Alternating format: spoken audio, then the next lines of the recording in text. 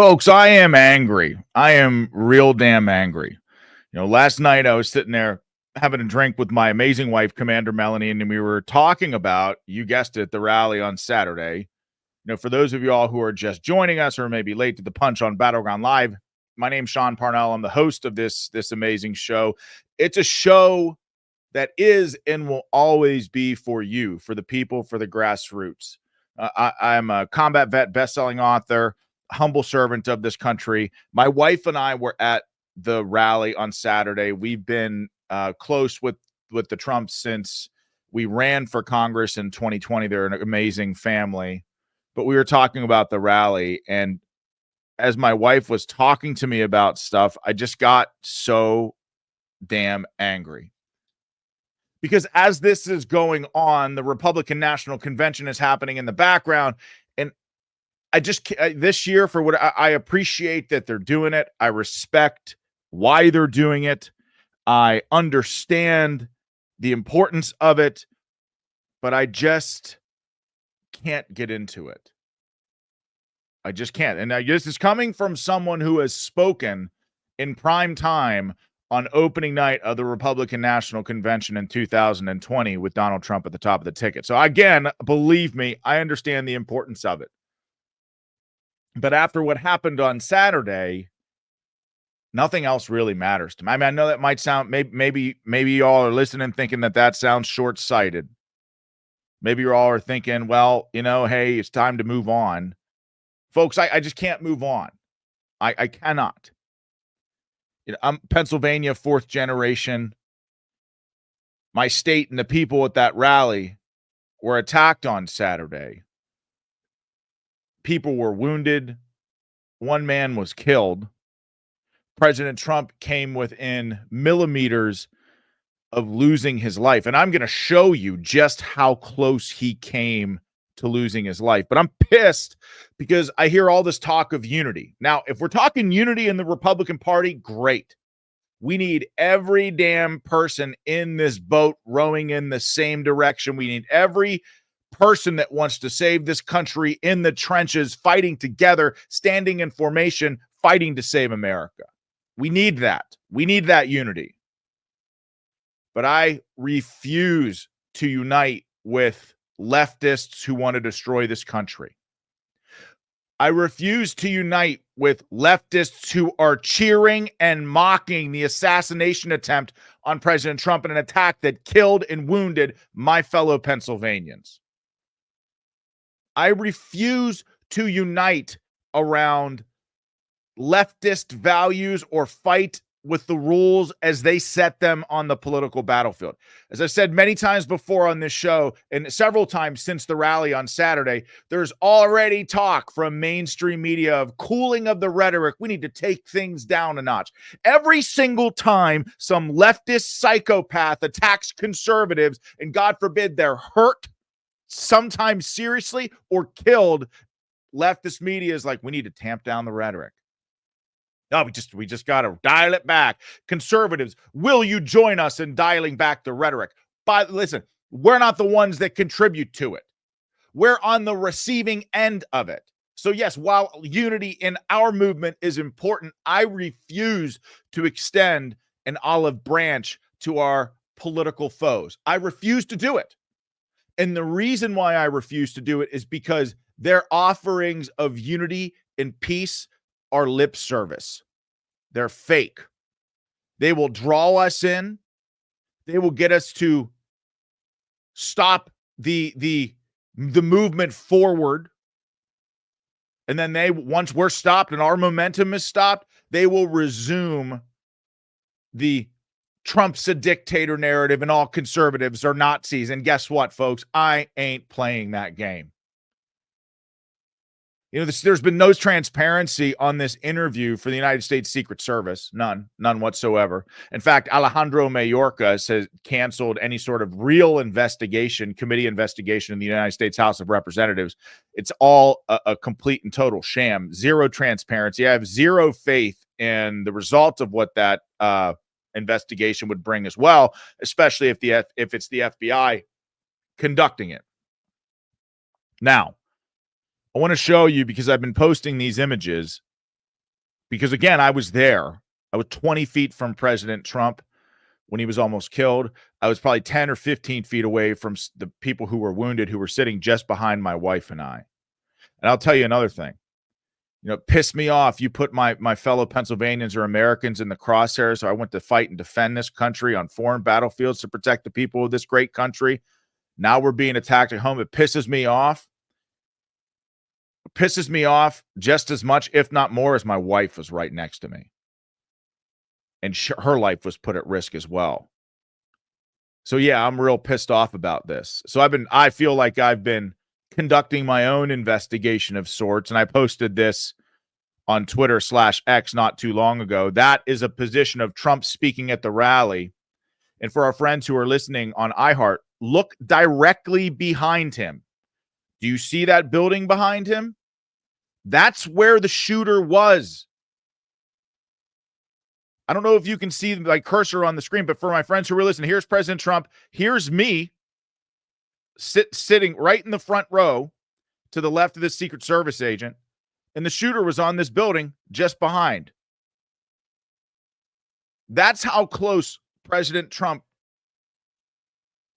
came to losing his life. That's how close this assassin got to President Trump without being interdicted, without being stopped.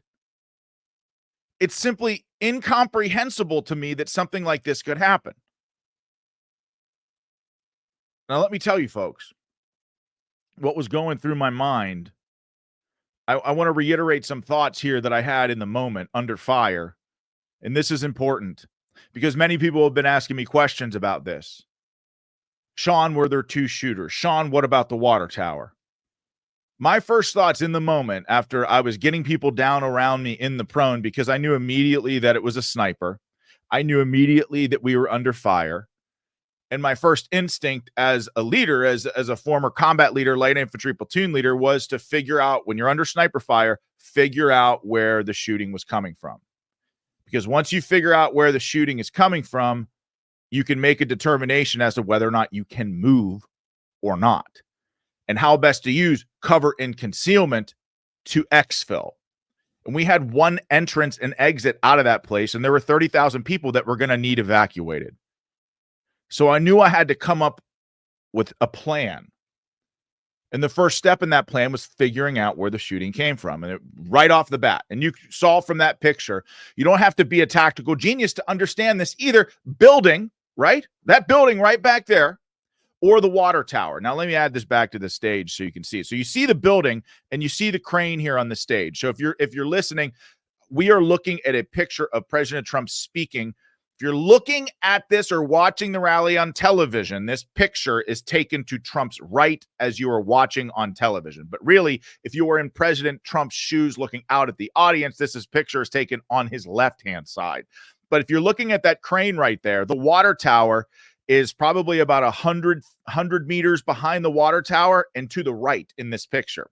So I'm looking up right at the building, which I'm looking right here, sniper position here, and water tower sniper position there. So immediately I ascertained in the moment where the potential shooter could be engaging us from. Now, whether or not there were two shooters, because I've heard people talk about, well, I'm convinced that there were two shooters. And I have to tell you this, folks, and I am not saying that there were two shooters. I'm not saying that, but in the moment, I was completely operating under the assumption that there were two shooters, because as I was looking for firing positions, I looked at the building and the water tower that were behind me, but I was also looking over Trump's shoulder to the other side of him where that picture was taken. There was a big piece of construction equipment there, and I watched an hydraulic line snap with smoke that rose in the air. Now, that could be from rounds from the initial shooter that ricocheted off of something, hit a hydraulic line. My thought in the moment was there are probably two shooters. And if there are two shooters and only one's down, that elevates the risk for everybody. And in the moment, I had absolutely no idea where the other shooter was, but I knew that getting pinned down under fire with 30,000 people there just sitting ducks was probably not a good idea. So I thought that we should evacuate and that we should move with a sense of purpose. Because if there were two shooters out there, here, let me give you a sense of what the big picture was, what my fear was. Typically, in a situation like this, if you make the determination that there are two shooters, that you assume already if a shooter got that close to an American president, if a shooter got that close, then it also stands to reason that he had a plan, right? That whatever it is he was doing required some pre-planning. If he got that close, probably pretty sophisticated. Because up until that day, Secret Service, premier protection agency in the world, looked up to countries all around the world. So if he's in that position, well, then damn it, he must be good. And if he's good, well, then damn it, maybe he has something else helping him. And maybe he has a larger plan.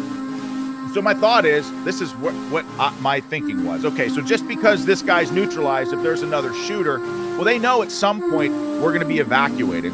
If they've studied the rally layout, then they know where the entrance and the exit is. They know that there are going to be 30,000 people funneling towards that direction. Further, they know that there is pretty much one, maybe two entrances and exits for cars. So if the shooter had packed a car with explosives or planted some improvised explosive device, he could wait 30, 40 minutes, even an hour after the initial attack. If there was somebody else out there, even if the first shooter was neutralized, if there's somebody else out there, they just wait. Secret Service gets President Trump off site. Police are moving on and converging on one shooter. They're helping casualty evacuation. They're clearly occupied. People get complacent. They start walking out. They get in their cars. They're talking about the moment. They can't believe it. They all start driving out, and boom, get hit with something else. That's where my mind went. So I'm just trying to give you a window into my mind of what was actually happening in the moment. So I'm not saying that there were two shooters, but I do know, and our local news here in Pittsburgh, by the way, has done a fantastic job reporting on a lot of this, but I do know that a remote transmitter was found on the person, on the body of the would-be assassin, potential explosives in his car. By the way, this kid had no explosives experience because, I mean, the FBI was able to get into his phone, go through his search history. Nothing there about how to make bombs or anything else. Now, listen, that is I don't know how to do that stuff. You know, I'm a tactician. I'm a ground pounder. I'm a war fighter. I'm a door kicker, an infantry platoon leader, infantry officer. Making explosives is an EOD thing, explosive ordnance disposal guy. Like that's not something that I specialized in.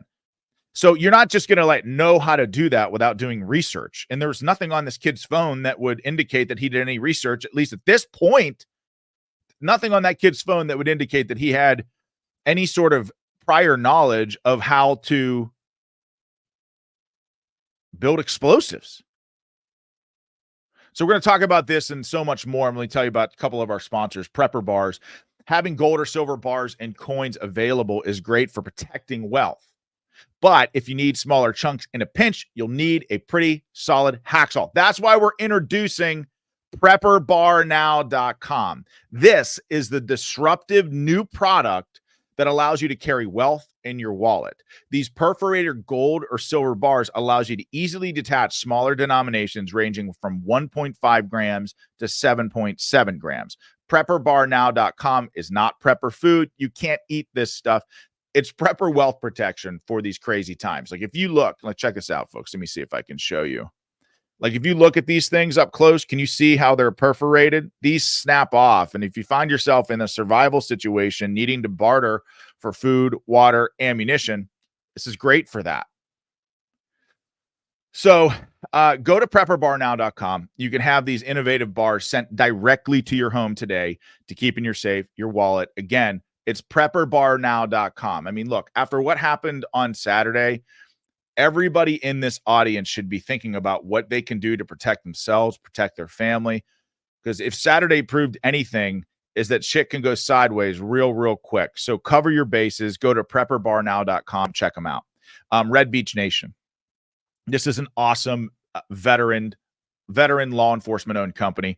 Red Beach Nation provides conservative apparel and beachwear for freedom loving Americans. Whether you live at the beach or you're traveling to one, or you just want to imagine yourself there, which I do here in Western Pennsylvania on my farm all too often. And I know that Commander Melanie and my children would love to go to the beach more often, but we live in Biden's America.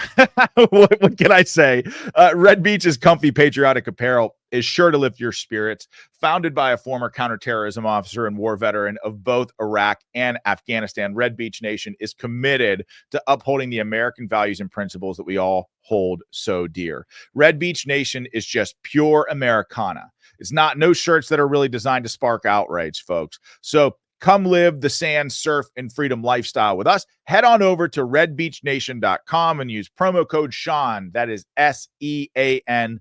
You save 10% off your order. Again, that's redbeachnation.com. Use your promo code Sean to save 10% off of your order. All right. Let me show you, folks, how close President Trump came to losing his life. If you're listening, you are looking, first of all, come over here to Rumble, subscribe, follow, so you can enjoy a better quality show. The visuals are important. But look at this. This moment was captured on video by somebody who was sitting directly behind me. But check this out. I'm going to play it again. This is President Trump talking. Now, you heard me say he turned his head, looked at the screen, and that's how close he came to losing his life. That's timed with the shots. Look how close he came to losing his life. Now, folks, that is a monumental failure, a tactical failure, the likes of which I have not seen before. And listen, I mean it, folks. I have never been a lot of really, really shitty, terrible situations. Americans getting hurt, wounded, sometimes killed on the battlefield. I've never experienced something so negligent in my life, and it has me asking questions. It really does.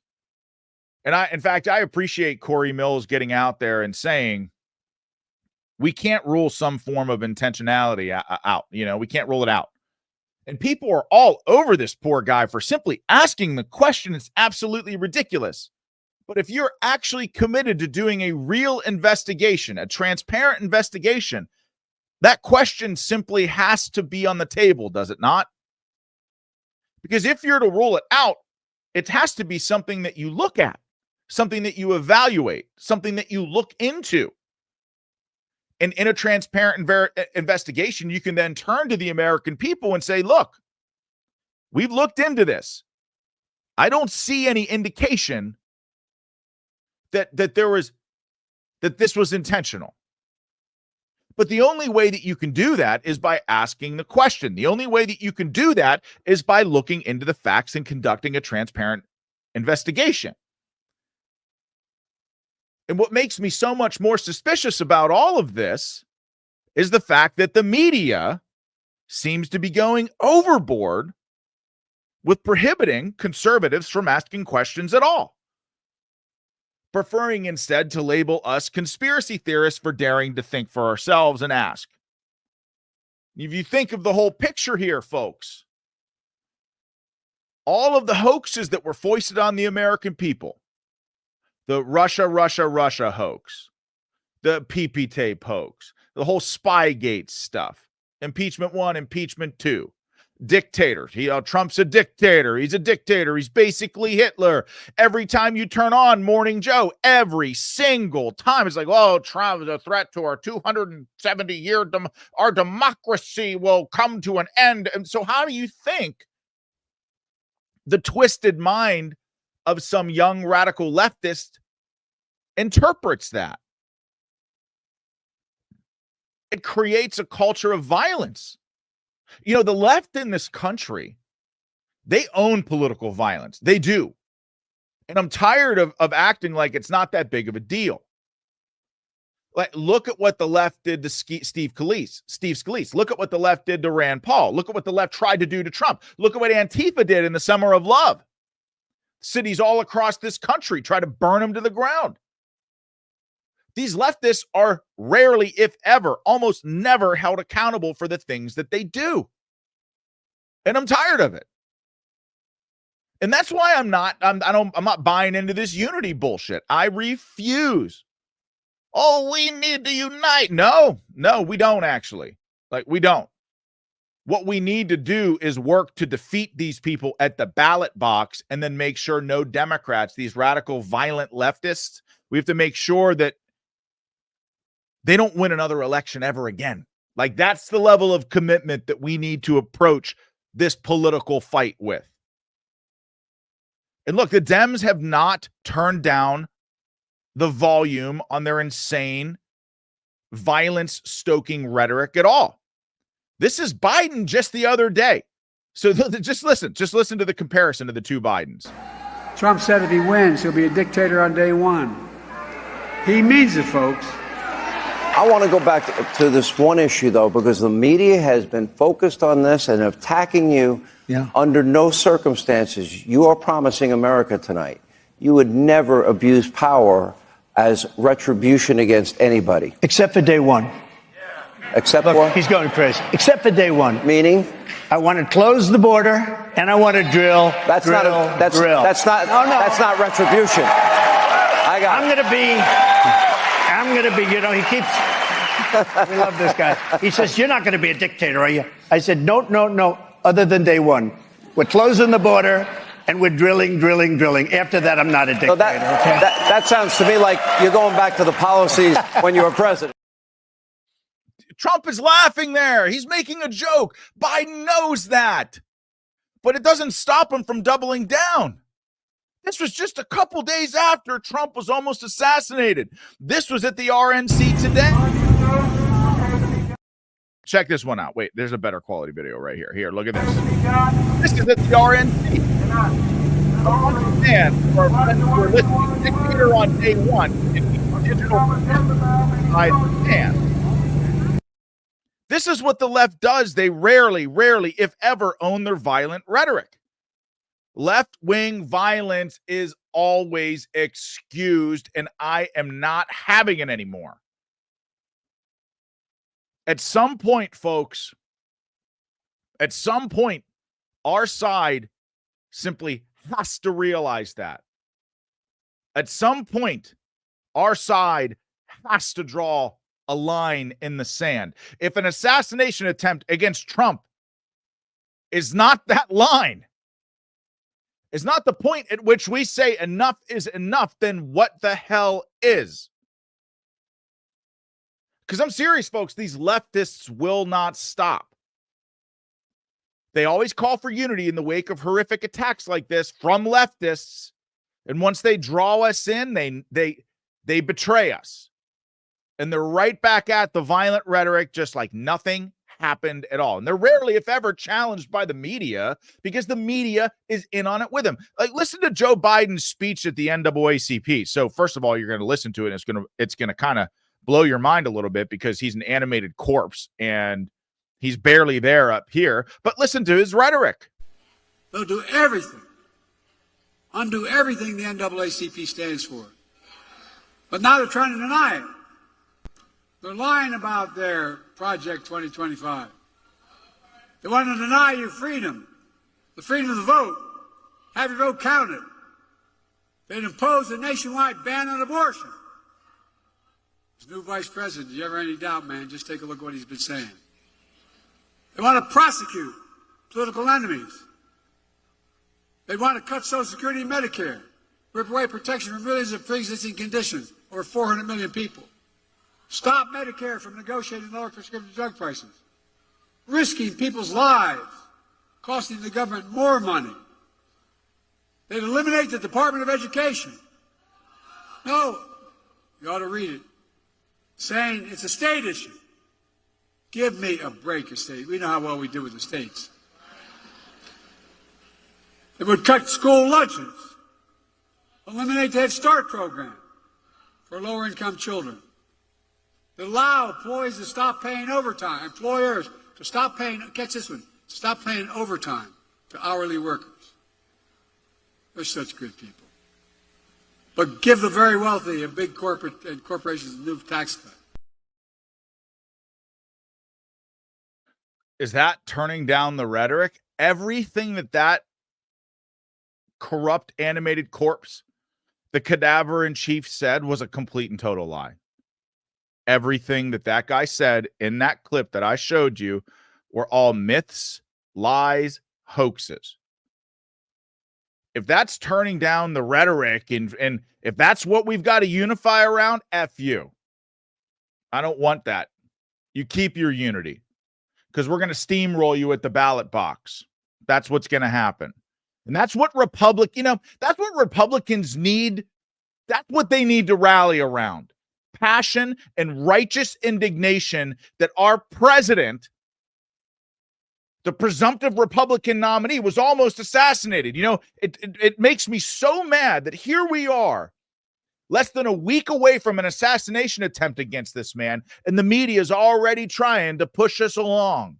Like, almost forget about what happened. The way that they reported on the aftermath of the assassination attempt was shameful. Trump rushed off stage after loud noises. Absolutely ridiculous.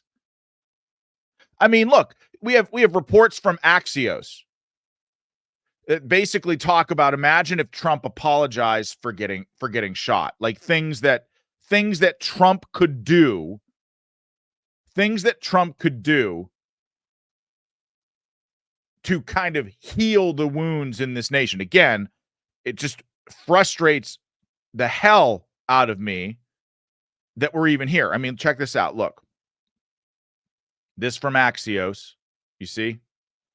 For our friends who are listening, what can Trump do? He could unify America. Imagine he gave a speech featuring something he rarely shows: humility. This is a couple of days after the guy got shot in the face.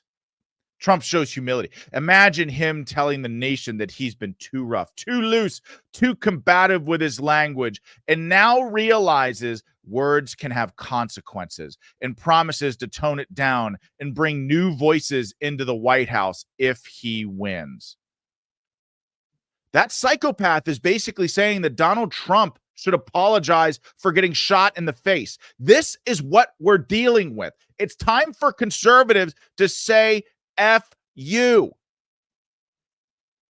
Listen, folks, it's not just a one-off.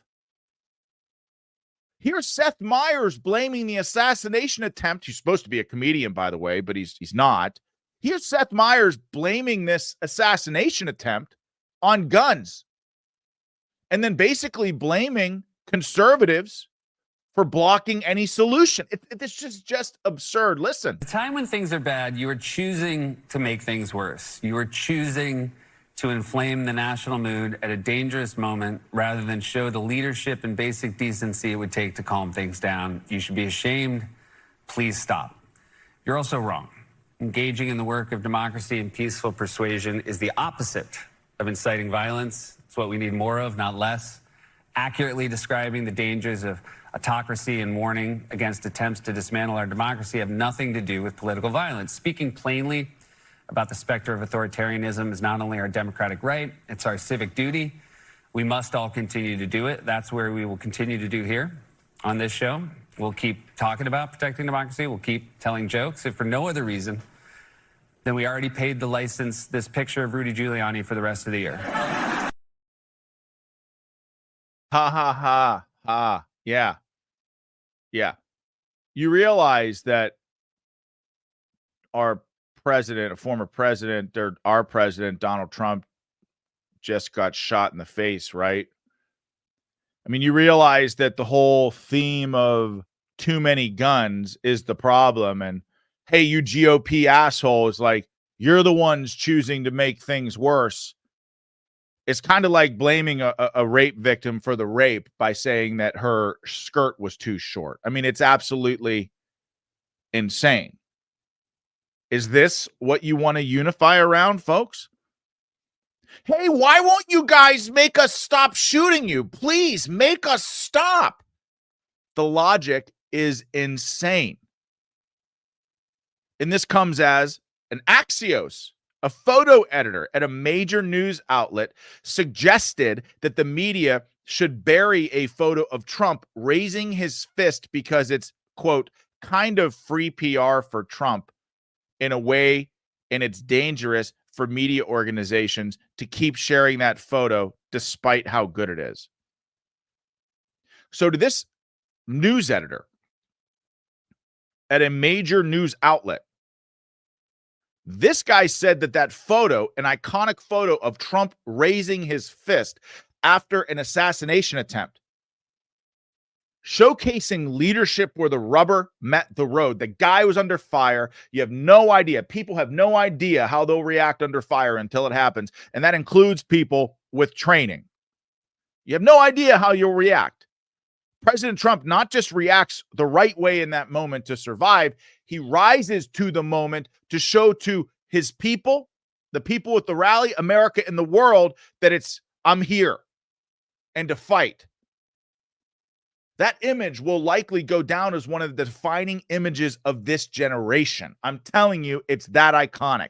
And here you have a news editor mere days after this assassination attempt say that they should bury the photo. Despising the media is not enough. These people are deliberately putting this nation in danger. These people are telling lies, not just lies, but lying to you all through omission. Here is somebody, a news editor, admitting that they should bury the Trump photo. They should just bury it outright. All right. I'm going to talk more on this in just a second, but let me tell you about the satellite phone store. With cell networks becoming more fragile and the world becoming more unpredictable, a satellite phone is not a luxury, it's a necessity. And I'm telling you folks, after that rally on Saturday, it has me thinking that I need to get one. But when disaster struck in Hawaii, satellite phones from sat123.com were there to coordinate relief for thousands. Or take the AT&T outage. Their customers did not miss a beat. Be prepared. Always stay connected with the satellite phone store at sat123.com.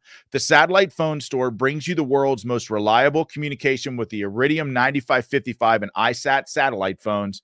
Right now, you can get your hands on these lifesavers with incredible deals. No cost for the phone on select plans and monthly rates starting as low as $85.95. Their satellite phones aren't just for anyone. They're for everyone who values safety, security, and connectivity. So don't leave your safety to chance. Never be out of reach. Call 855-980-5830 or visit sat123.com today and step into the world of reliable, secure satellite communication. Sat123.com, where your peace of mind is the satellite phone store's promise. That is sat123.com. I'm telling you, folks, in this day and age, it just seems like a necessity. And I'm sad to say that. Okay, stop what you're doing and listen to this. Your God-given freedoms are up for the taking. Even worse, those doing the taking are the same people who've sworn to defend your freedom. So true. They think they can violate your right to protect your own family. They think they can force their delusions onto your children. They think they can control the media and hide the truth, but you know what they can't take away? They can't take away your self-reliance as an American. They can't take away your peace of mind. If you got water filtration, that's great. You should. What about a solar power charged generator? You better. How about emergency food on your shelf? We got it here at Fort Parnell. You should have it too. Get it now from My Patriot Supply. Having served millions of American families, My Patriot Supply is the most trusted name in survival, and for a damn good reason too.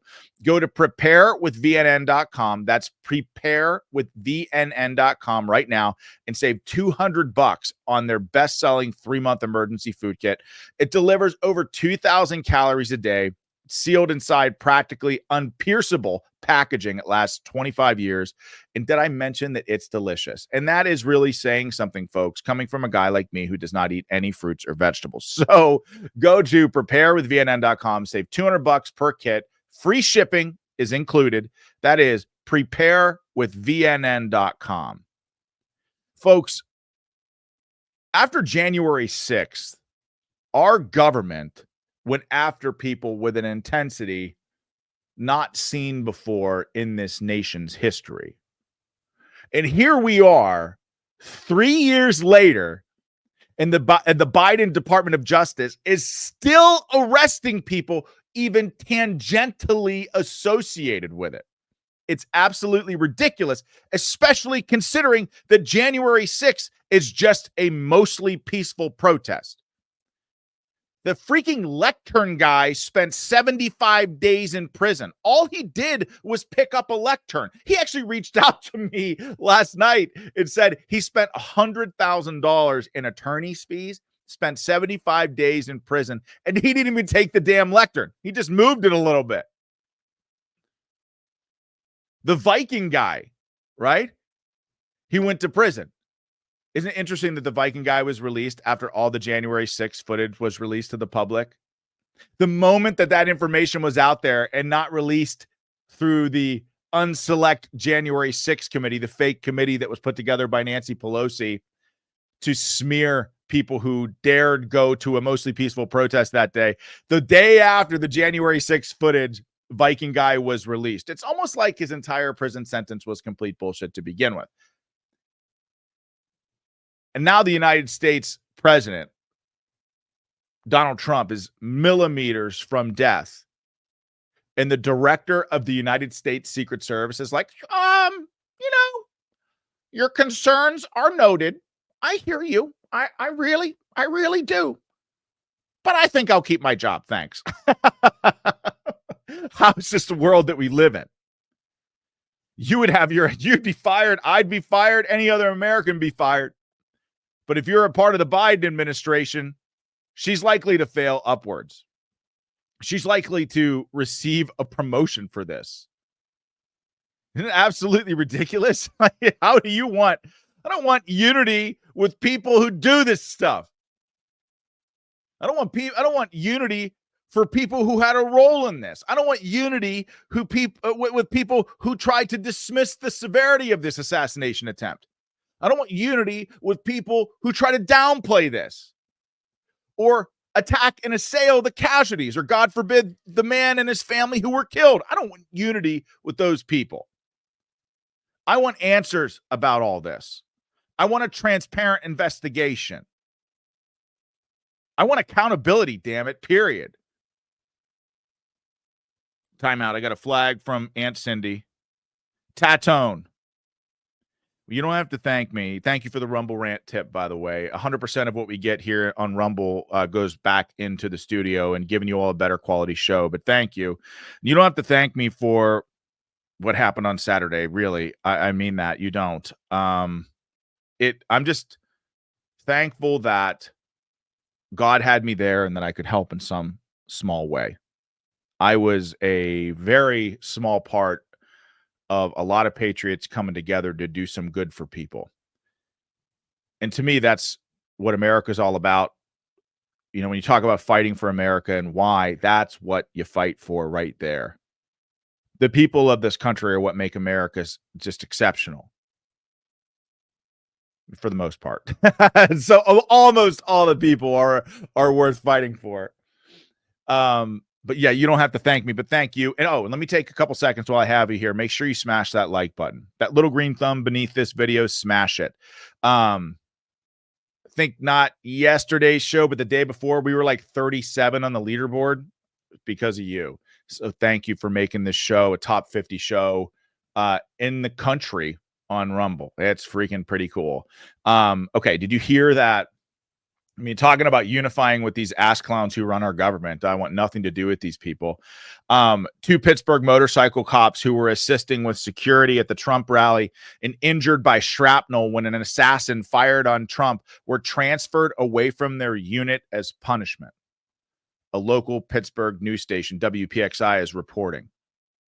So here you have police officers who ran into the sound of gunfire, who put themselves in harm's way, and they got fired for it.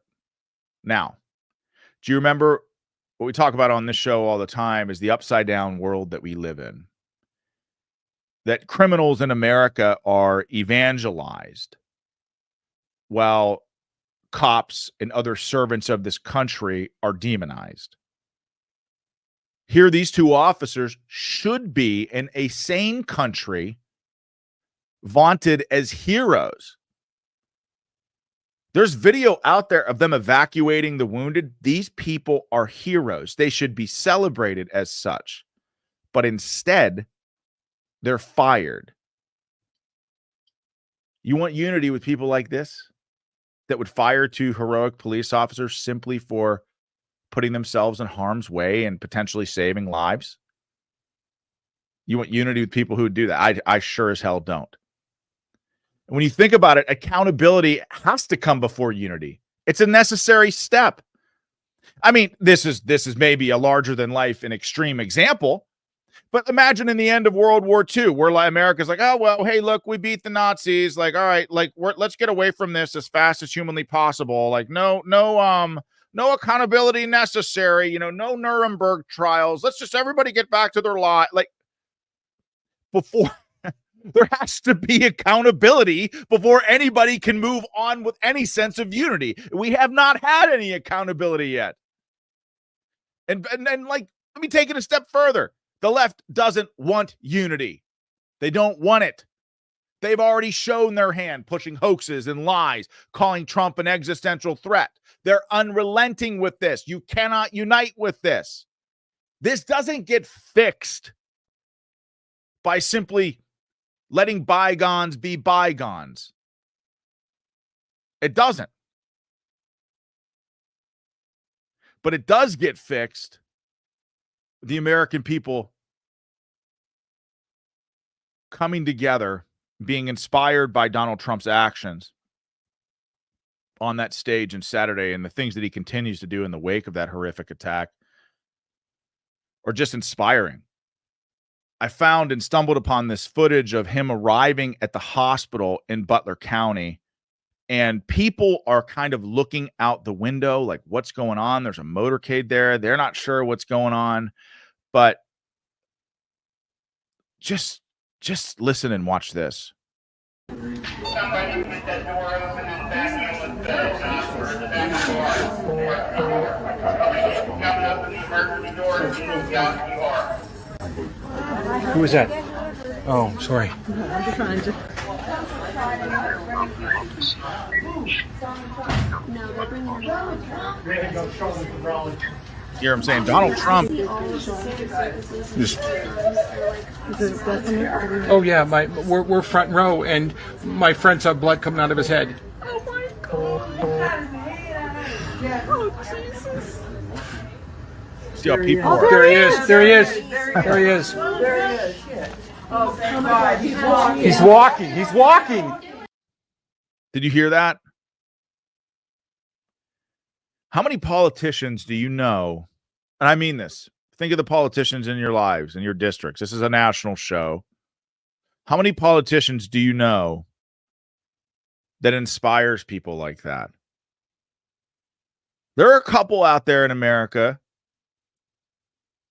There's a reason why I talk about Donald Trump and the movement that he has behind him.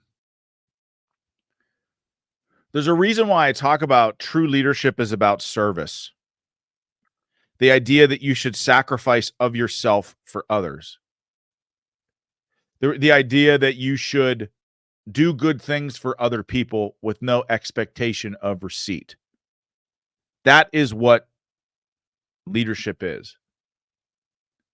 And Donald Trump, listen, whether you like Donald Trump or not, the man, like, let's acknowledge a couple of facts here. The man is a billionaire. He's wildly successful. Before he ran for president, every celebrity loved this guy. Every crazy news anchor that's now attacking him used to line up and kiss his ass just to get into his parties. All that changed, of course, when he started running for president and had an R after his name. He has a supermodel wife. He's got an amazing family, amazing kids, lives down at Mar-a-Lago on the beach. I mean, could be doing anything else, but he's not. I mean, he's going through hell. And here's the thing.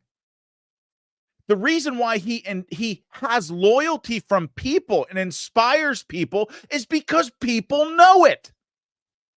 They know he could just ride off into the sunset and live an awesome life. And the deep state and these shit-lived Democrats would love nothing more. In fact, that's why they're doing everything that they've done to him over the last 10 years to try to get him to exit stage right. But he won't do that, and people get it. People see it. They get the sense that he is sacrificing for them.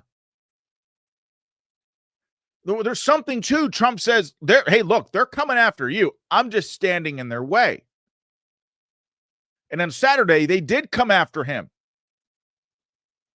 They almost took his life. And I know people laugh and it kind of, hey, thank God the shooter wasn't a better shot. Well, the truth is, if it wasn't for Donald Trump turning his head just slightly at the exact moment a bullet was right, I mean, the timing is nothing short of a miracle. The bullet was already in the air when Trump turns his head. I mean, turns his head and it just misses him. He was hit on the first shot. So, yeah, I mean, the shooter wasn't that bad of a shot, right? But Donald Trump, he cultivates this sense of loyalty because the people know that he really cares. It's not a game for him. He's not using people. Again, he could ride off into the sunset. He's not doing that. He's risking everything now, up to including his life, to do this. You hear people in that hospital just emotional, saying, oh my God, he's on his feet, thank God. You know, folks, we're living through something that is extraordinarily special. You know, leaders like this don't come along often. They don't. I mean, I can count on one hand the, you know, truly great and influential leaders that I've had in my life. They're rare. They really, really are. Because leadership is about service. There are far too many people that think leadership is all about them. Hey, look at me. I'm in charge. I got power. I can tell you what to do. Hey, just go do this. Go get it done. I don't give a shit. Like, you know, maybe sometimes you got to say that. But 90% of the time is taking the power that's bestowed upon you and investing it in the people under your command or your charge. And people feel empowered under Donald Trump. And certainly their lives were better when he was president. But what's so frustrating to me about so much is just the lack of accountability at the core of all this. You know, the United States Secret Service director, and by the way, I will not allow the United States Secret Service director or Mayorkas or any of these feds, I will not let them blame local law enforcement for this. I won't. The local law enforcement, I know because I've talked to sources that I have on that were on the ground. Do you know what they were tasked with that day? Traffic enforcement. You know, they had a SWAT team on site for responses, right? But the assumption was that the Secret Service had perimeter set up, that the Secret Service cleared the event, that the Secret Service had buildings on lockdown.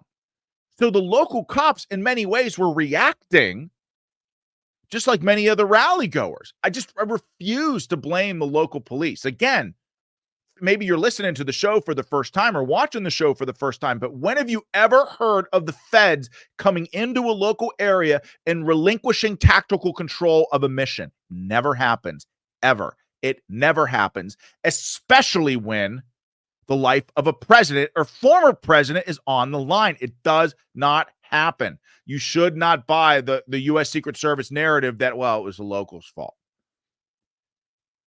But you're not going to have any accountability out of the Biden administration because it's almost as if Mayorkas and the director of the Secret Service are doing exactly what the Biden administration wants. And what we perceive as failure is actually moving the needle for them. But listen to Mayorkas after the assassination attempt.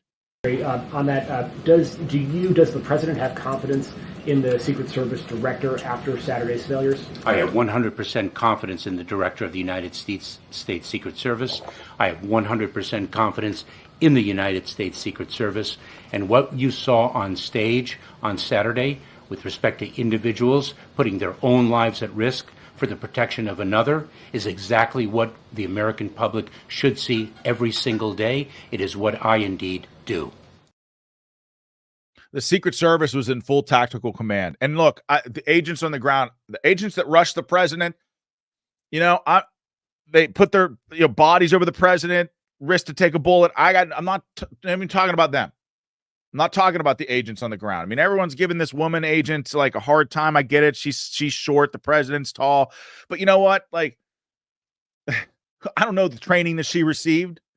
The Biden administration is a shit show.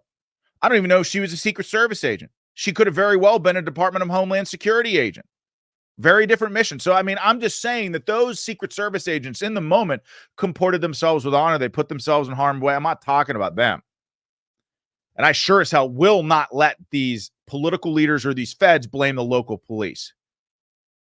I won't. I won't do it because it's bullshit. It's a lie. And I effing hate liars. I hate it. I hate Republican liars and I hate Democrat liars. I won't let it happen.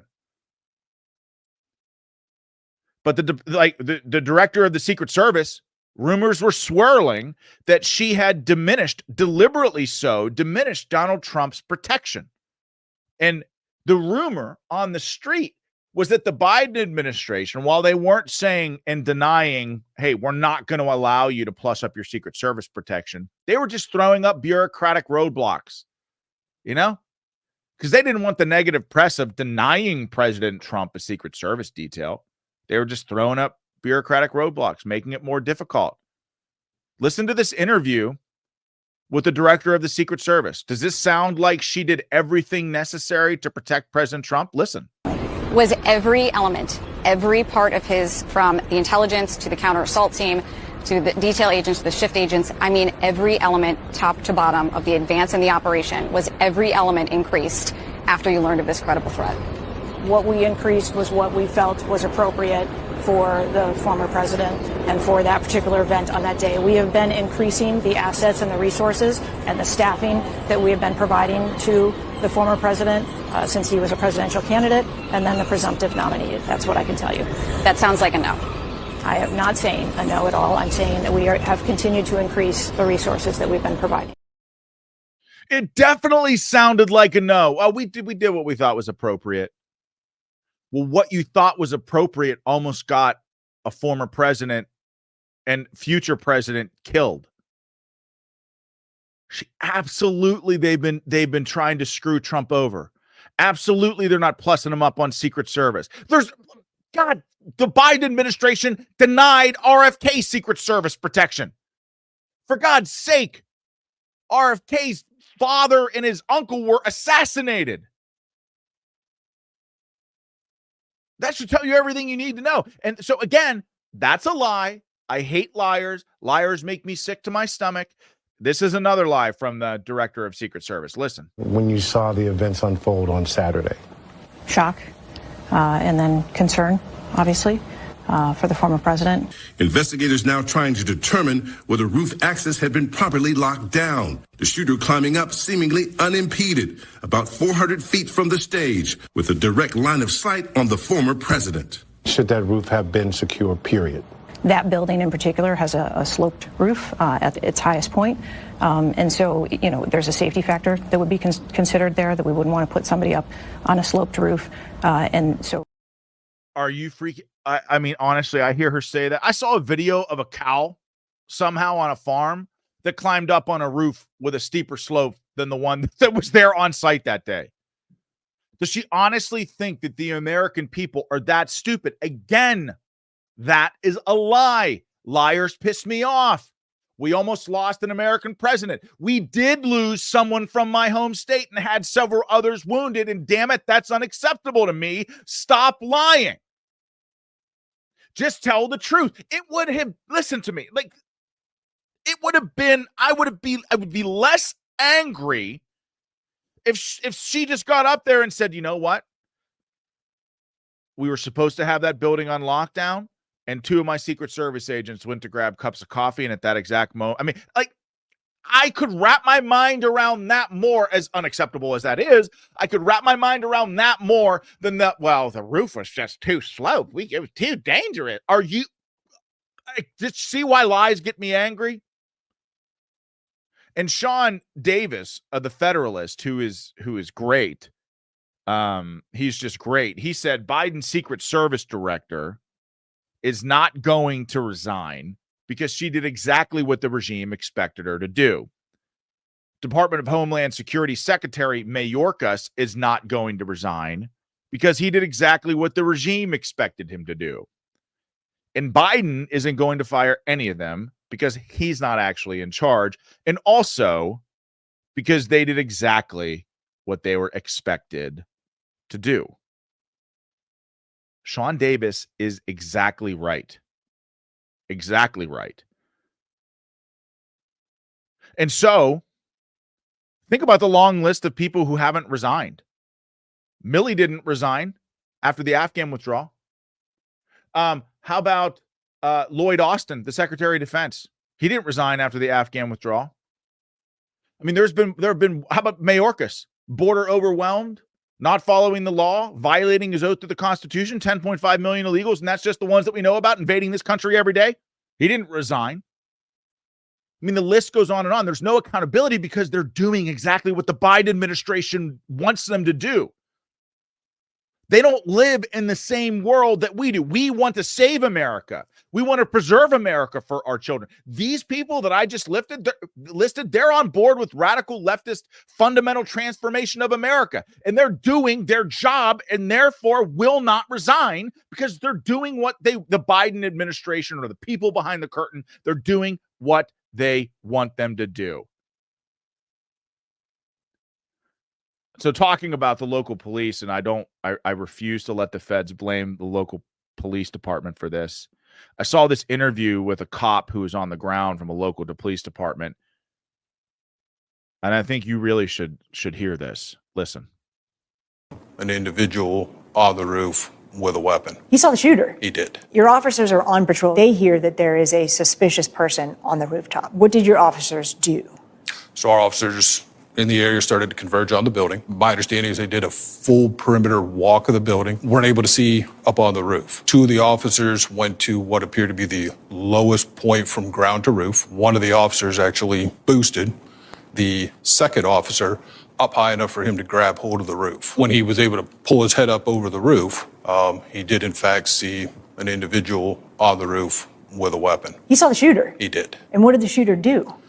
Turned towards him, had the barrel of his weapon pointed at the officer. At that point, the officer's hanging on Yes. to the side of the roof, Yes. unable to pull a gun out, Unable to defend himself, unable to reach his radio. Any of that. Yeah. Strictly defensive movement for him to lower his head, duck, lost his own grip, right? Fell approximately 8 feet to the ground. That's a steep drop. It's a good drop, yes. Did he get hurt? He did. In that moment, did they realize there's a threat right now to the former president? They did. So both the boosting officer and the officer that fell were both on the radio, indicating that there was an individual on the roof that did in fact have a weapon. Who did they radio? So there was a blanket tactical channel being Everyone used. heard it. Everyone that was on that tactical channel heard it, yes. How much time between that radio communication and the gun being fired at the former president? That I don't have that information. That is why, well, first of all, you just all needed to hear that, but that's a critical piece of information. The local cops get the call, or they hear from people that somebody's up there. They start investigating, pops himself up there. He's hanging from a roof in a compromised position, drops, falls, makes the call. There's somebody on the roof on the tactical channel. That goes out to everybody. How much time between that call and the shots fired? We need to know that information. We must have that information.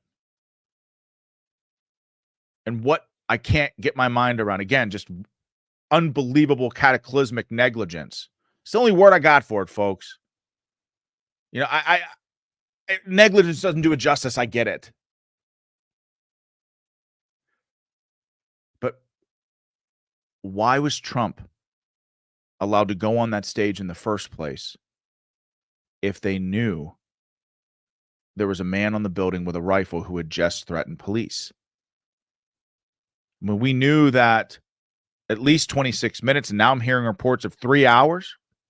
We knew that the police and the Secret Service knew of this would-be assassin 26 minutes at least, up to three hours prior. How could you let President Trump go on the stage knowing that that threat was out there, whereabouts unknown? Doesn't it make more sense just to keep President Trump backstage until you can neutralize or get the threat on lockdown? I'm not a Secret Service guy. I'm a ground pounding, door kicking light infantryman. But like, this is common sense. There's a threat out there. He might be armed. Let's not send the protectee out there to the podium until we find him, until we neutralize the threat. Then once we have the threat neutralized, yeah, we'll send president. But they didn't do that, folks. Not only did they not do that, the building that President Trump was on was completely wide open. I mean, it was completely direct line of sight. Look, that's the building. The sniper's probably right around here. I'm right here. It's just incomprehensible to me. All right, quick break. Sweetamine. Sweetamine is for chronic pain. Sweetamine works really well. If you have chronic pain, you should definitely get Sweetamine and try it out. I mean it. It works, folks. It works because it's comprised of an amino acid called glycine, and that's the nutrient that our immune system uses to regulate inflammation in our bodies. Most of the diseases that make people sick and die these days are rooted in chronic inflammation, and that's due to what is a glycine deficiency. The aches and pains we feel as we get older are mainly due to chronic inflammation. So once daily serving of Sweetamine provides 8 grams of glycine, and that's enough to stop all excess inflammation right where it starts. With once daily Sweetamine, most people feel the reduction in pain after just a couple of days. For me, because I would never try to tell you about something that I myself hadn't taken, took about a week for me to really feel the difference, but it absolutely works. Sweetamine is also great for recovery after workouts. 12-day challenge trial pack of Sweetamine is only $19.95, and that's with free shipping, and it's sold completely risk-free. Use Sweetamine just like sugar in your favorite beverage in a smoothie, sprinkled on your cereal. Take it any way you like. Sweetamine contains no sugar, no carbs, only has 24 calories. It's safe, and it's great for diabetics. You can buy Sweetamine online at sweetamine.com or call 855-GET-SWEET. That's 855-438-7933. That's sweetamine.com, 855-GET-SWEET, or 855-438-7933. Yeah, folks, I don't know how this happened. And I'm sure that in the coming weeks, we will learn more. But one of the things that I think has dawned on the Biden administration is that a next Trump administration is very, very likely. In fact, I've heard rumblings inside the Biden White House from well-placed sources that the Biden staff are hopeless, that they've resigned themselves to a second Trump term. We don't believe that. We campaign like we're 10 points down, right? That I'm just telling you what I'm hearing. So this explains Biden putting forth a couple of different radical plans, one of which is to term limit SCOTUS, Supreme Court justices, right? Who, if Trump wins, it's probably going to get 2 Supreme Court justices, which would stack the court with conservatives for years. Well, Biden introduces term limits and somehow gets this insane bullshit passed, and some code of ethics somehow puts stuff like this in place. Kind of sets the tone and again makes it more of a pain in the ass for President Trump when he comes in. I'm not saying Biden's going to be able to execute, get that stuff done, but it's going to be stuff that Trump has to dedicate time to undoing. I've seen reports of Biden trying to do everything they can to get rid of presidential immunity. Why? Because they're prepping for another Trump term. Maybe after he's done with his second term, they can go after him for things that they failed going after him for after his first. So who knows, folks? We will keep our ear to the ground on all of this. Before we leave today, make sure that you smash that like button, that little green thumb beneath the video. Smash that like button. Tell your family and your friends to subscribe to Battleground Live. If you're a first-time viewer, please, we want you in the trenches.